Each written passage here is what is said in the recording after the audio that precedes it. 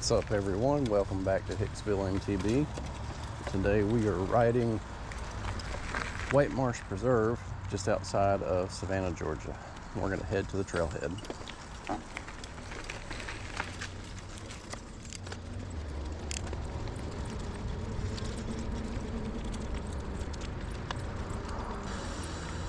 So the Trailhead's just right around the corner from the parking lot, and let's drop in. You have two options. So you have Twister East, Twister West. Last time I was here, I rode Twister East. I'm going to continue that way since it's the way I'm familiar with.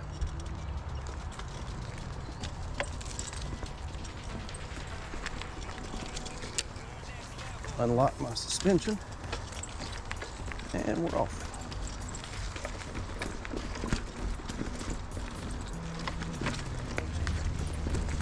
So this trail is roughly 6 miles long. The last time I was here, it was late July, and it was brutally hot.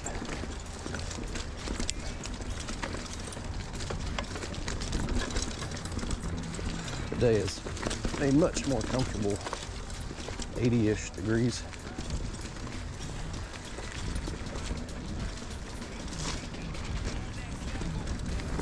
Lots of nice, tight single track.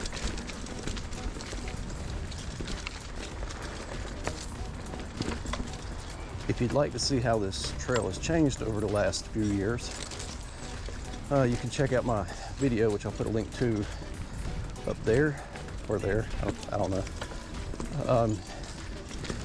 from when I rode back in 2018.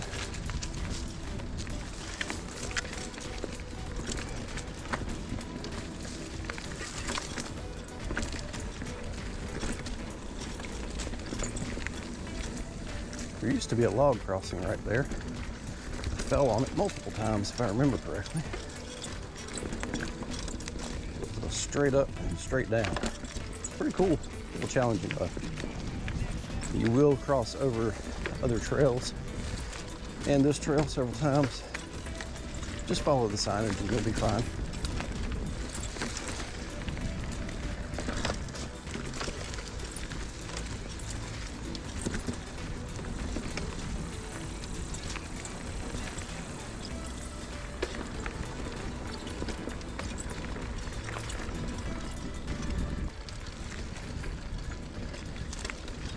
I apologize about the squeaky drivetrain.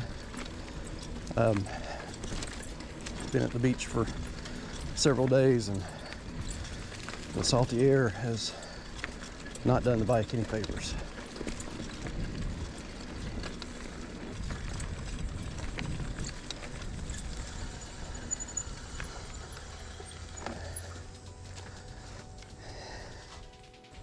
Thank you, Sega Sorba, Southeast Georgia. We're at Bernie Hill. They got a nice bench out here, bowl for your pets, and some birdhouses. And continuing on,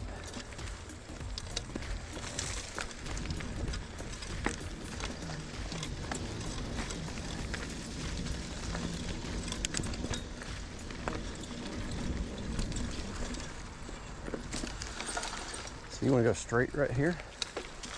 It's kind of confusing. There's a couple entrances and exits, that's a word, right? Anyway, just follow the most worn path and you'll be okay.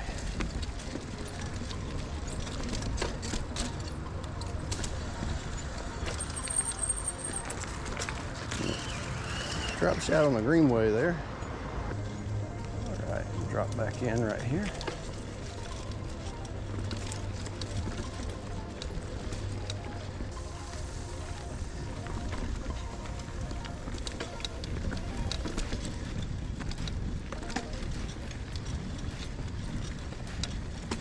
I didn't look at the map when I came in. I'm just riding off memory. So somebody out there is watching has rode this trail before. I'm gonna go this way because that sign. And I'm not riding the right way. Leave a comment below, let me know.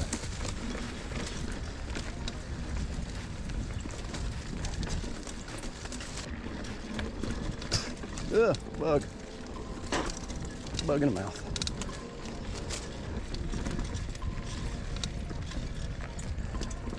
Yes, I remember this.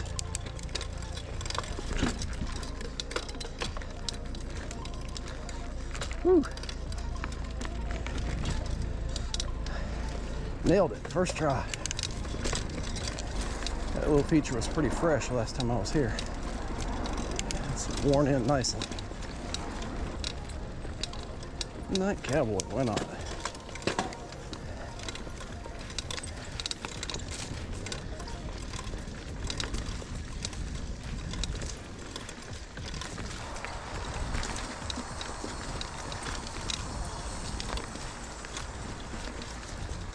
And we'll go to the right. Okay, so in this town, right was wrong. Right actually drops you back out on the greenway. So leaving Midnight Cowboy, you want to go left onto Cowboy.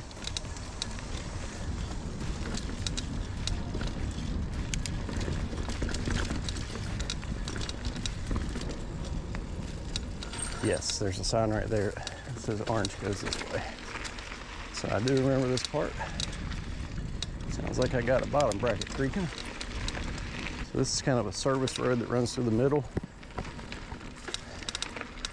It's the road that you see when you first park at the trailhead. I think we'll ride this almost to the end, and then there'll be some orange signage. Yeah, that's blue back there. Happy Trail. See the arrow.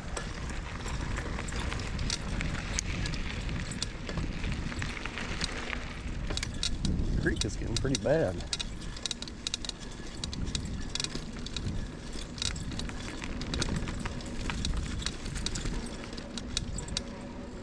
Look at those trees. Isn't that amazing?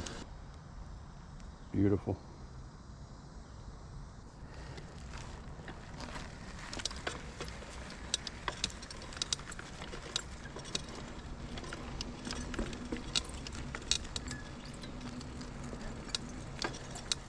Okay, after a minor detour to stay on Happy Trail, you want to follow this.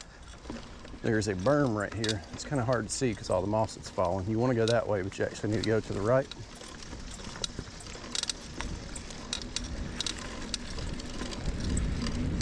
Cool little tabletop here.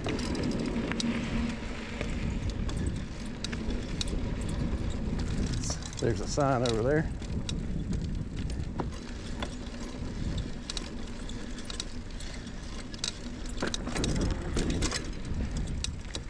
And we got another black diamond.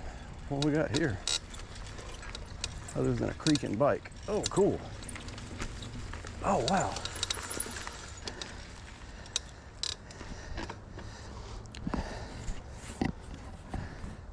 So we got kind of like a boost right here. Seems like I remember a berm maybe, but not a possible wall ride. Yeah, it's not really a wall ride, but a banked sand berm. Interesting.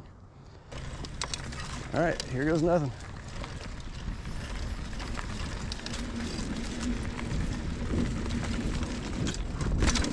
Woo. Oh, this is gonna be so awesome.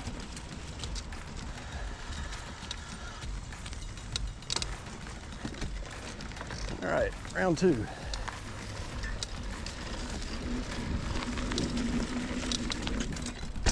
Woo! Oh yeah. All right, one more time with a little speed up this time. Now that I've got a feel for it.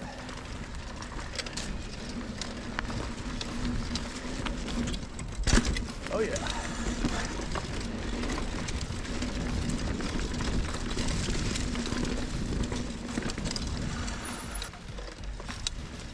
For now,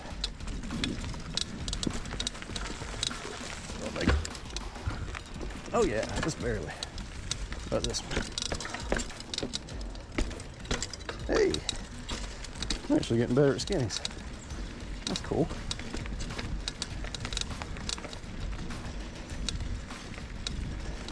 Creaky, creaky, creaky. if you're in good physical shape, which I am not, you should be able to carry a good amount of speed on this trail.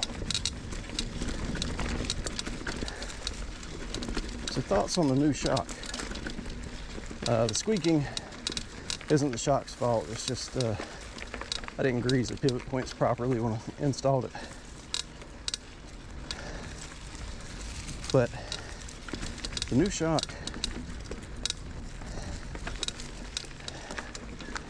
is it's firmer but more plush. It doesn't have as much dive when you're pedaling, which is nice. And it's a single air chamber, so it's just easier to tune. Maybe I didn't have the other one tuned right, but yeah, it was a no-name brand off Amazon, which, you know, 80 bucks for a shock shipped to my door. Shouldn't expect much. Hopefully this isn't a drop.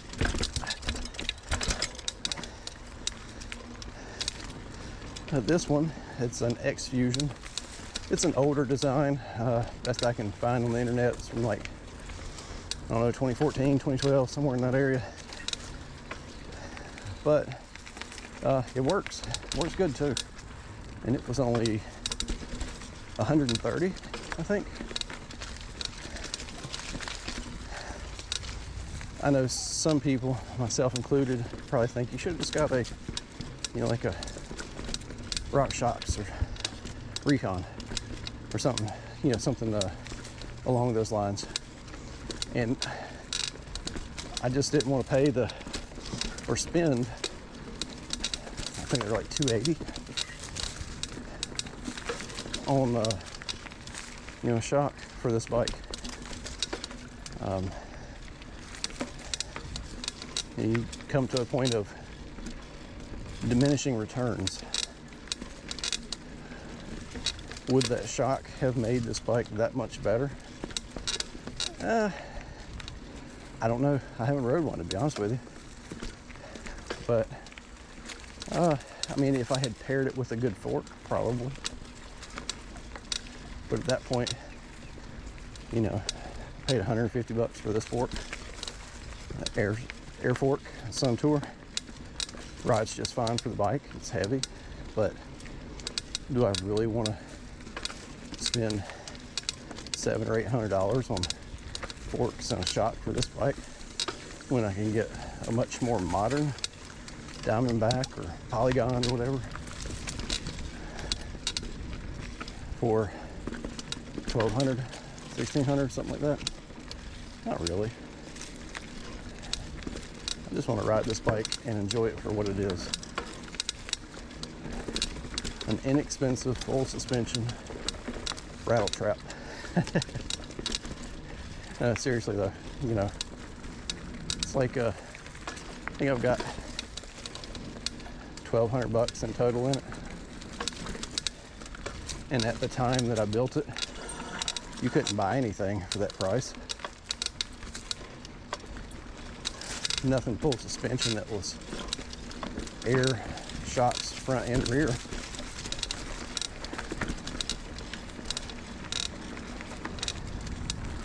So I'm happy with it, and it's served me well. Sure, it requires some maintenance, like this right here I've got to fix.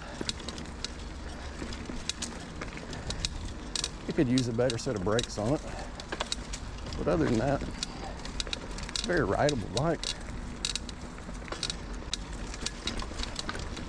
and that's what it's about riding, getting out and enjoying nature.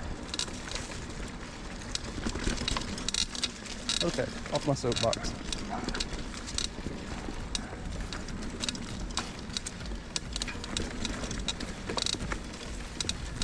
And that's it.